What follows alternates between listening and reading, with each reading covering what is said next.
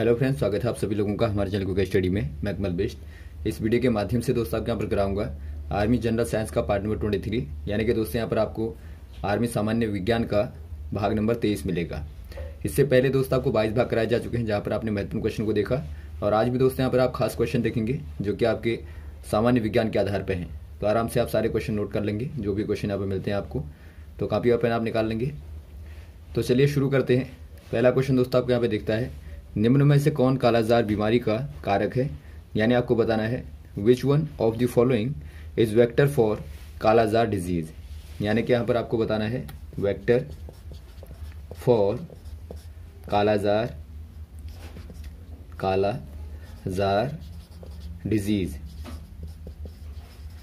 यहाँ पर देखिए दोस्तों, जो कालाजार बीमारी होती है एक प्रकार का फीवर होता है दोस्तों, इसको आप ब्लैक फीवर भी कहते हैं। ब्लैक फीवर कहते हैं दोस्तों, खास तौर पे बोन मैरो में अटैक करता है, या फिर आप कहें लिवर में दोस्तों खास तौर पे प्रभाव डालता है शरीर के। तो ये क्वेश्चन भी आता है कभी कभार।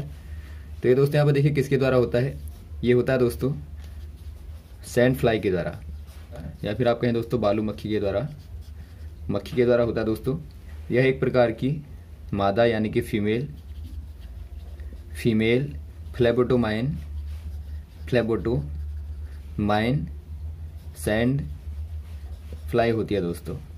यानी एक प्रकार से मादा मक्खी होती है दोस्तों, जो कि अपने अंडों को यानी कि एग्स को दोस्तों डेवलप करने के लिए यहाँ पर इस्तेमाल करती है जानवरों के खून का दोस्तों, यानी कि एनिमल ब्लड का या फिर ह्यूमन ब्लड का। तो यहाँ पर आप कह देंगे ऑप्शन नंबर कौन सा हो जाएगा, ऑप्शन नंबर बी वाला हो जाएगा सैंड फ्लाई। अगला क्वेश्चन देखिए दोस्तों, रतौंधी नेत्र रोग को डैश लेकर दूर किया जा सकता है। यानी कि आपको बताना है night blindness can be corrected by the intake of. यहाँ पे देखिए दोस्तों, हम किसको इनटेक करेंगे यानी किसको लेंगे दोस्तों, ताकि जो नाइट ब्लाइंडनेस होती है यानी दोस्तों एक प्रकार से आपको जब दिखाई नहीं देता, इसको आप रतौंधी भी कहते हैं। तो इसके लिए आप कौन सा वाला विटामिन लेंगे, कौन सा वाला यहाँ पे दोस्तों एलिमेंट लेंगे, आपको बताना है। इसके लिए दोस्तों आप लेते हैं विटामिन ए को, यानी कि विटामिन ए जो होता है दोस्तों, जिसको आप रेटिनॉल भी बोलते हैं, इसको आप लेते हैं दोस्तों। ये क्या कार्य करता है आपको मालूम होगा, जब व्यक्ति देखता है तो उसकी इमेज कहाँ पर बनती है दोस्तों, रेटिना में बनती है। रेटिना जो कि बैक पार्ट होता है दोस्तों, और रेटिना क्या होता है दोस्तों, ये लाइट के प्रति सेंसिटिव होता है, यानी कि सेंसिटिव फॉर लाइट, यानी प्रकाश के प्रति दोस्तों सेंसिटिव होता है। और जो इमेजेज यहाँ पे बनती हैं रेटिना पे, तो जो यहाँ पे इमेजेज बनती हैं दोस्तों, इनको ले जाने के लिए जो रेटिनॉल होता है दोस्तों, वो एक प्रकार से कार्य करता है। यानी कि जो रेटिनॉल होगा वो क्या करेगा दोस्तों, नर्व सेल के तौर पे, या फिर आपको जो नर्व इम्पल्स होते हैं दोस्तों इमेजेस के, उनको ले जाने का कार्य करता है। तो ऑप्शन नंबर यहाँ पर हो जाएगा दोस्तों ए वाला विटामिन ए। अगला क्वेश्चन देखिए दोस्तों, निम्न में कौन सा एंजाइम मानव लार में पाया जाता है। यानी कि आपको बताना है which of the following enzymes in found the human saliva. यदि आप बात करें दोस्तों ह्यूमन सलाइवा की, तो इसमें कौन सा वाला एंजाइम होता है आपको बताना है। इसमें एंजाइम पाया जाता है दोस्तों टाइलिन, यानी कि आप कहेंगे टाइलिन यहाँ पर हो जाएगा दोस्तों, जो क्या करता है, जो कि दोस्तों खास तौर पे जो स्टार्च होती है, या फिर आप कहें दोस्तों जो मंड होता है, उसका डाइजेशन करती है, यानी कि उसको पचाने का कार्य करती है दोस्तों। मंड को कन्वर्ट करती है शुगर में, यानी शर्करा में दोस्तों बदल देती है मंड को, स्टार्च को। तो यही कार्य होता है इसका। तो यहाँ पर आप कह देंगे दोस्तों जो यहाँ पे टॉयलिन है वो आपका लार में पाया जाता है। ऑप्शन नंबर सी वाला हो जाएगा। इसको दोस्तों यहाँ पर देखिए सलाइवरी माइलेज आप इसको कहते हैं अदर नाम से, यानी कि यहाँ पर आप कह देंगे दोस्तों सलाइवरी माइलेज, एमाइलेज आप कहते हैं, एमाइलेज यहाँ पर हो जाएगा। तो आपका इस नाम से भी आ सकता है, तो आप ध्यान देंगे सलाइवरी एमाइलेज, या फिर आप यहाँ पे टॉयलिन कहते हैं। अगला क्वेश्चन देखिए दोस्तों, मानव शरीर में लाल रक्त कोशिकाएं कहाँ उत्पादित होती हैं। यानी कि आपको बताना है in the human body the red blood cells are produces इन।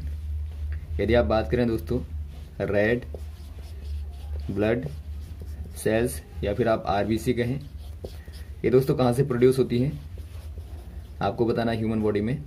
ये दोस्तों यहाँ पर प्रोड्यूस होती हैं बोन मैरो से, बोन मैरो या फिर आप कह सकते हैं दोस्तों अस्थि मज्जा, अस्थि मज्जा से दोस्तों क्या होती है, उत्पादित होती हैं। तो यहाँ पर आपको देखिए ऑप्शन नंबर डी वाला दिया है, तो आप डी वाले में टिक कर देंगे बोन मैरो में। अगला क्वेश्चन देखिए दोस्तों, मानव शरीर में तंत्रिका आवेग को तंत्रिका जाल में स्थानांतरित करने के लिए आवश्यक मुख्य तत्व है। यानी कि आपको बताना है which element is essential for the transmission of nerve impulses in nerve fibres of human body. यहाँ पर आप थोड़ा सा ध्यान देंगे दोस्तों, अच्छा क्वेश्चन है। यदि आप बात करें दोस्तों जो हमारी ह्यूमन बॉडी में होता है, जो इम्पल्सेस होते हैं यानी कि जो आवेग आपको मिलते हैं, एक प्रकार से आपको जो इन्फॉर्मेशन मिलती है दोस्तों, वो किसके द्वारा यहाँ पर आती है, कैसे उनका कंडक्शन होता है एक प्रकार से आपको बताना है। यानी कि कौन सा वाला एलिमेंट दोस्तों कंडक्शन के लिए आवश्यक होता है। यहाँ पे देखिए दोस्तों, यदि आप बात करें नर्व सेल की, एक प्रकार से नर्वस यहाँ पे सिस्टम की बात करें, तो पहले बात कर लेते हैं जो नर्व सेल होती है, नर्व सेल जो कि आप तंत्रिका कोशिका कहते हैं दोस्तों, इसको तंत्रिका कोशिका जो कि हमारे शरीर की सबसे बड़ी कोशिका होती है। ये आपने देखी होगी दोस्तों, इस प्रकार से बनी रहती है। इसके मेनली 3 पार्ट होते हैं, आप इसको डेंड्रोइड कहते हैं। और ये वाला दोस्तों आपका बीच वाला क्या कहलाता है, एक्सोन कहलाता है। और ये वाला पार्ट आपका, और ये वाला पार्ट दोस्तों आपका बैक पार्ट होता है। अब यहाँ पर देखिए मेनली यहाँ पर आपको एक्सोन वाले पार्ट को देखना है। यदि आप एक्सोन वाले पार्ट को देखें तो यहाँ पर दोस्तों आप इस प्रकार से देख सकते हैं, ये आपका एक्सोन पार्ट होता है। इसमें दोस्तों क्या होता है, एक्सोन में यहाँ पे एक एक्सोनल मेम्ब्रेन होती है, एक्सोनल मेम्ब्रेन होती है दोस्तों, यानी कि झिल्ली होती है, जो कि एक प्रकार से सोडियम के प्रति, पोटेशियम के प्रति और दोस्तों कुछ यहाँ पर क्लोराइड्स के प्रति दोस्तों क्या होती है, सेंसिटिव होती है। यानी कि यहाँ पर देखिए जब कंडक्शन होता है इन्फॉर्मेशन का, मान लीजिए कोई इम्पल्स आता है, कोई आपका नर्व इम्पल्स आता है दोस्तों, यानी कोई आवेग आता है, तो ये दोस्तों यहाँ पे सोडियम के प्रति और पोटेशियम और क्लोराइड के प्रति दोस्तों सेंसिटिव होती है। यानी कि यहाँ से इन्फॉर्मेशन को यहाँ पे लेगी दोस्तों, और यहाँ पर कंडक्शन होगा और इन्फॉर्मेशन लगातार आगे की ओर बढ़ती है। तो यहाँ पर आप कह देंगे, यहाँ पर आपको सोडियम दिया है देखिए, तो आप सोडियम में दोस्तों टिक कर देंगे, यानी कि यहाँ पर सोडियम हो जाएगा। ऑप्शन नंबर आप सी वाले में टिक कर देंगे। अगला क्वेश्चन देखिए दोस्तों, निम्न में कौन जैव निम्नीकरण है। यानी आपको बताना है विच वन इज बायोडिग्रेडेबल। यदि आप बात करें दोस्तों बायोडिग्रेडेबल, यानी दोस्तों आप इनको कहते हैं जैव निम्नीकरण आप कह सकते हैं। ये क्या होते हैं दोस्तों, जो कि एक प्रकार से दोस्तों दोबारा से अर्थ में दोस्तों क्या हो जाते हैं, मिल जाते हैं, यानी कि कंप्लीटली दोस्तों अर्थ में क्या हो जाएंगे, यहाँ पे सेटल हो जाएंगे। तो इनमें से दोस्तों आप किनको देखते हैं, यदि आप देखें पेपर को दोस्तों, तो पेपर को आप देखते हैं, ये दोस्तों क्या होता है, सड़ गलने के बाद में दोबारा से अर्थ में समा जाता है। यानी आप कहेंगे दोस्तों taken back into the earth.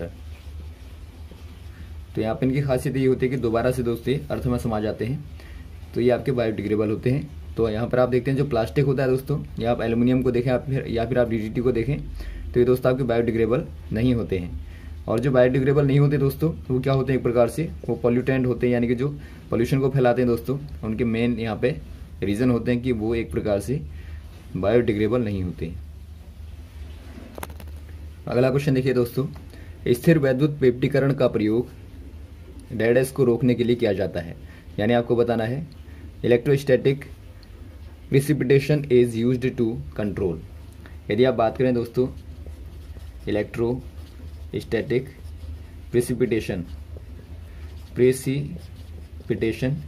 या फिर आप दोस्तों पीपीटी कह सकते हैं शॉर्ट में, तो इसका इस्तेमाल दोस्तों कहाँ पे किया जाता है आपको बताना है। यहाँ पे इस्तेमाल किया जाता है दोस्तों एयर पोल्यूशन को कम करने के लिए। यदि आप इसको देखें दोस्तों, एयर पोल्यूशन को दोस्तों कंट्रोल करने के लिए एक प्रकार से इसका इस्तेमाल किया जाता है। यदि आप इसको देखें, यहाँ पर 2 प्लेटें होती हैं दोस्तों मेनली, एक प्लेट होती है और एक आपके यहाँ पे मैश होती है। इस प्रकार की मैश, यहाँ पर रोड की मैश होती है और ये आपकी दोस्तों प्लेट होती है। प्लेट यहाँ पे दोस्तों पॉजिटिवली चार्ज होती है, यानी कि यहाँ पे धनात्मक होगा, और ये दोस्तों आपकी निगेटिवली चार्ज्ड होती है। और इनको दोस्तों लगातार कंबाइन करके यहाँ पर लगाया जाता है प्लेट, प्लेट के बाद मैश और फिर से दोस्तों प्लेट और फिर मैश। इस प्रकार से यहाँ पे इनको अरेंज किया जाता है। और यहाँ पर एक प्रकार का डीसी सोर्स होता है, यानी कि डायरेक्ट करंट का दोस्तों एक सोर्स होता है जो कि पोटेंशियल डिफरेंस इनके बीच में क्रिएट करता है। तो ये क्या करते हैं दोस्तों, ये एक प्रकार से जो चार्ज्ड पार्टिकल होते हैं एयर में जो चार्ज्ड पार्टिकल्स होते हैं दोस्तों, उनको अट्रैक्ट करके एक प्रकार से दोस्तों उनको यहाँ पे खींच करके एयर पोल्यूशन को कम करते हैं। तो ऑप्शन नंबर यहाँ पर आप कह देंगे दोस्तों डी वाला राइट हो जाएगा, यानी कि वायु प्रदूषण दोस्तों यहाँ पर सही हो जाएगा।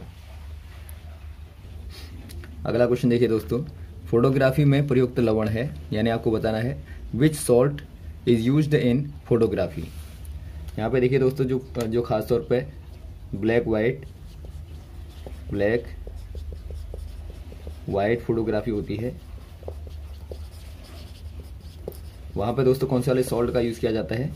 खास तौर पे 2 सॉल्ट होते हैं दोस्तों, AgBr और AgCl, यानी कि सिल्वर क्लोराइड कहें या फिर आप दोस्तों सिल्वर ब्रोमाइड कह सकते हैं। खास तौर पे दोस्तों यहाँ पे सिल्वर ब्रोमाइड का यूज़ होता है। यहाँ पे क्या होता है दोस्तों, ऑन एक्सपोजर ऑफ लाइट, यानी दोस्तों यहाँ पे लाइट एक्सपोज होती है तो इसके द्वारा दोस्तों जो AgBr होता है, यानी जो सिल्वर ब्रोमाइड होता है दोस्तों, ये रिड्यूस हो जाता है, रिड्यूस टू ब्लैक सिल्वर, यानी कि दोस्तों काले सिल्वर में कन्वर्ट हो जाता है। यानी जो AgBr होता है दोस्तों, यदि आप रिएक्शन देखेंगे, AgBr जो होता है लाइट एक्सपोजर के बाद Ag और Br2 में सेपरेट हो जाता है, यानी कि ये आपका दोस्तों क्या कहलाएगा, ये आपका ब्लैक सिल्वर दोस्तों एक प्रकार से आप कहते हैं। तो ऑप्शन नंबर कौन सा हो जाएगा दोस्तों, ऑप्शन नंबर यहाँ पर आपको सी वाला दिखता है सिल्वर ब्रोमाइड, तो AgBr आपका राइट हो जाएगा। अगला क्वेश्चन देखिए दोस्तों, centre for DNA fingerprinting of India is located at, यानी कि आपको बताना है दोस्तों जो DNA फिंगरप्रिंटिंग का सेंटर है इंडिया में कहाँ पे है। यहाँ पे देखिए दोस्तों, आप इसका फुल फॉर्म यदि देखें तो शॉर्ट फॉर्म में दोस्तों आपका आता है CDFD नाम से आता है, यानी C से आपका हो गया सेंटर फॉर DNA, F से आपका यहाँ पर फिंगरप्रिंटिंग एंड डायग्नोस्टिक, D से आपका डायग्नोस्टिक्स।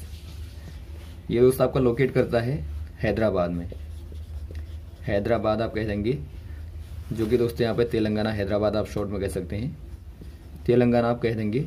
तो यहाँ पे दोस्तों आपको देखिए हैदराबाद दिया है, ऑप्शन नंबर आप बी वाले में टिक कर देंगे। ये दोस्तों यहाँ पे हैदराबाद में पड़ता है। अगला क्वेश्चन देखिए दोस्तों, भारत में मानव अंग प्रत्यारोपण अधिनियम कब लागू हुआ, यानी कि आपको बताना है in India the human organ transplantation act come into existence in, यानी आपको यहाँ पर बताना है दोस्तों, यदि आप शॉर्ट में कहें तो आप इसको कहते हैं THOA, यानी कि यदि आप फुल फॉर्म कहें दोस्तों तो आपका transplantation of human organ act आप कहते हैं, यानी कि जो प्रत्यारोपण होता है दोस्तों ह्यूमन ऑर्गन का, यानी कि मानव शरीर के जो अंग होते हैं उनका प्रत्यारोपण का अधिनियम जो है वो कब से लागू किया गया आपको बताना है। ये दोस्तों लागू किया गया था ये एक्ट 1994 से, यानी कि 1994 से दोस्तों लागू किया गया था। तो ऑप्शन नंबर आप ए वाले में टिक कर देंगे। इसके तहत दोस्तों यहाँ पे देखिए क्या कहा गया है, इसके तहत इस प्रोवाइड, यानी प्रोवाइड करता है दोस्तों अ सिस्टम, एक निकाय को जो कि of removal, storage and transplantation of human organs for therapy, यानी कि दोस्तों थेरेपी के लिए, यानी इलाज के लिए यहाँ पे ह्यूमन के जो ऑर्गन है दोस्तों उनको रिमूव करना या निकालना, या फिर आपको स्टोर करना, और साथ में दोस्तों उनको प्रत्यारोपित करना, यानी कि ट्रांसप्लांट करने का जो अधिनियम है दोस्तों ये आपका 1994 से लागू किया गया। तो ऑप्शन नंबर यहाँ पर आप टिक कर देंगे ए वाले में।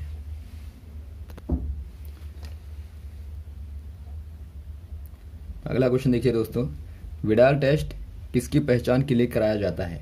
यानी कि आपको बताना है Widal test is required for the diagnosis of. यदि आप बात करें दोस्तों, जो विडाल टेस्ट होता है, विडाल टेस्ट जो होता है दोस्तों, ये कराया जाता है एक प्रकार से टाइफॉइड की चेकिंग के लिए दोस्तों, टेस्टिंग के लिए। यानी कि टाइफॉइड जो होता है दोस्तों, जिसको आप एक प्रकार से आंत्र ज्वर भी कहते हैं, तो इसकी चेकिंग के लिए दोस्तों कराया जाता है।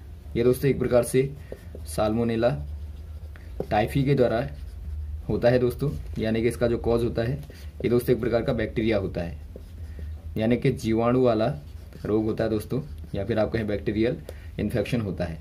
तो यहाँ पर आपको सी वाला दिया है, सी वाले में आप टिक कर देंगे। और साथ में आपको ये भी पता होना चाहिए दोस्तों, विडाल टेस्ट जो होता है एक प्रकार से ये क्या चेक करता है दोस्तों, ये चेक करता है, मेजर करता है, measure the capacity of antibodies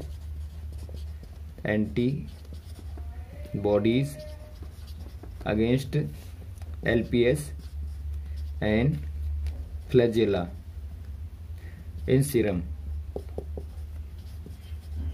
यानी मेनली आप कह देंगे दोस्तों, जो LPS होते हैं उनके प्रति यहाँ पे जो हमारी एंटीबॉडी की कैपेसिटी है उसको चेक करते हैं।